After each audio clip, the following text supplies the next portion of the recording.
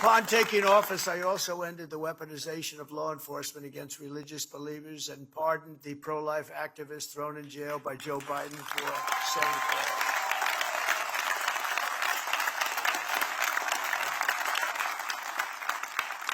And, you know, people don't realize about the Biden administration. It was a very mean administration. He's a mean guy, actually. Not a smart guy, never was, but he was a mean guy. No, he was a mean guy. And he knew enough about what was going on. He wasn't like some of the people that surrounded him on the Resolute, the beautiful Resolute desk in the Oval Office. They were stone cold mean.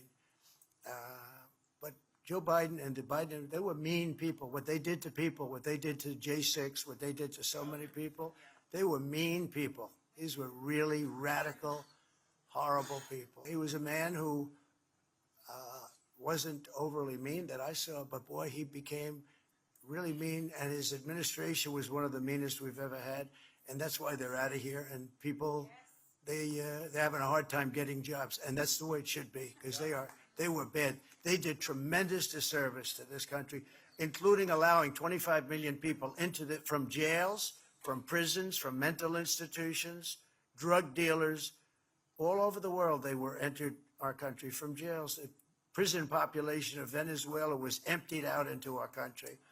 And that's what we're doing now. I spend so much of our time, Tom Holman and the people that have worked on this. So there are evil people. We're all people of religion, but there are evil people, and we have to confront that.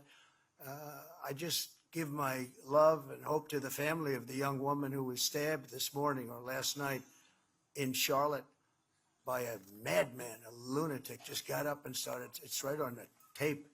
Not really watchable because it's so horrible, but just viciously stabbed. She's just sitting there. So they're evil people. We have to be able to handle that. If we don't handle that, we don't have a country. And I created the first ever Department of Justice task force to eradicate anti-Christian bias.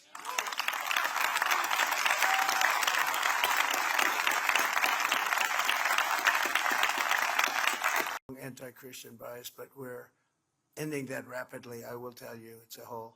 We're in a much different world today than we were 1 year ago. This is like a different world. And to support parents' rights, we're fighting, as you know, for school choice, which most people want. Most people want it. I'll tell you. Dan was responsible for getting it along with the governor of Texas. They got it in Texas, and we helped you a little bit. They needed about 20 votes from the legislature. He said, could you make a phone call to whoever they were, the legislators, who I like a lot. But they were about 20 votes short, and they had been for about 10 years. I said, all right, let's give it a shot. So I gave a big talk to who were they, senators? They were House members, but you also helped us defeat about 15 anti-school choice people. That's right. We defeated a lot of anti-school choice. But anyway, he got it done. So congratulations. That was a big accomplishment.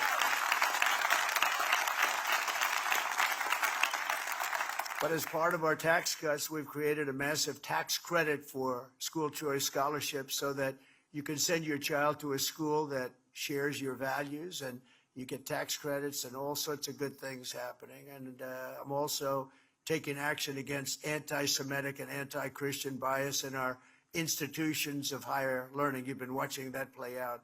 They're making very substantial settlements. And Leo's involved, and Pam Bondi's involved. We've launched. You know, we're getting hundreds of millions of dollars in settlements, Pam, and Leo called me up, sir, you can do better than that. I said, what am I going to do? I'm going to get one way he really likes it. But he always says, everyone else says, that's amazing. Except for Leo. He says, sir, you could have gotten more. Oh, good. Thanks, Leo. But we've launched sweeping civil rights and Title IX investigations into more than 60 colleges going on currently, and universities to stop their violations of civil liberties and First Amendment freedoms. And, you know, we're involved very much in Harvard. That's one that people seem to be reading about more than others. We have many going. And other than having a radical left judge, we have a very radical left judge. But, you know, the appellate courts have been really good to us. So you go before some of these judges, no matter how good a case you have, you can't win. but we've had a lot of them, but we've done very well in the at the appellate level. And the case of Harvard, we have an absolute radical left judge, disgraceful, should not even be there. But we're doing very well with Harvard, and we're doing very well with all of them. And where we don't win at the lower courts, which sometimes we do, in some states we get a very fair shake. In other states, it's not even possible. But we've done very well at the appellate level and at the United States Supreme Court. But this includes an unprecedented $200 million payment from Columbia University. Columbia paid us $200 million essentially in fines and penalties. But many more settlements are soon to follow. And they're going to be behaving because they understand we're coming back. They would not let you have your voice. They wouldn't let the people in this room, any of them, have the voice, because that's not the voice they wanted to hear from. They wanted to hear from a very sinister voice, and we're not going to allow that. In recent years, we've seen far too many violent attacks perpetrated against Americans of faith, beautiful Americans of faith, including in our schools and places of worship. And you know about it more than I do. 2 weeks ago in Minneapolis, a demonic killer shot 21 people and murdered the 2 precious children at a Catholic school. Can you believe that? Hard to believe. And time goes by and people say, oh, I sort of remember it, but I remember it. I'll always remember it. What a horrible thing. Too many, happens too much. Our hearts are shattered for the families of those beautiful children. And I've made clear that Attorney General Pam Bondi is working really hard, that we must get answers about the causes of these repeated attacks, and we're working very, very hard on that. The Trump administration will have no tolerance for terrorism or political violence, and that includes hate crimes against Christians, Jews, or anybody else. We're not going to allow it.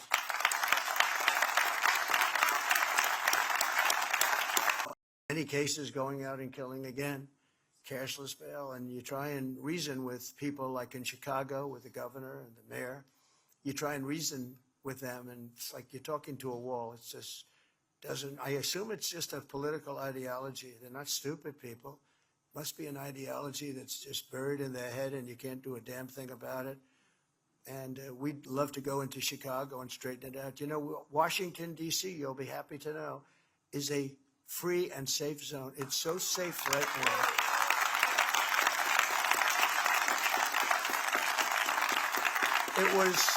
It was one of the most dangerous. Can you believe it? So, you know, you see the beautiful buildings, but we're going to also do an upgrade because a lot of the beautiful buildings have a little graffiti on them. They have roads that aren't proper. They have medians that are bad and falling down into the road, the dividers. We have things that we have to take care of and beautify. We want to beautify it. Very little work will be done.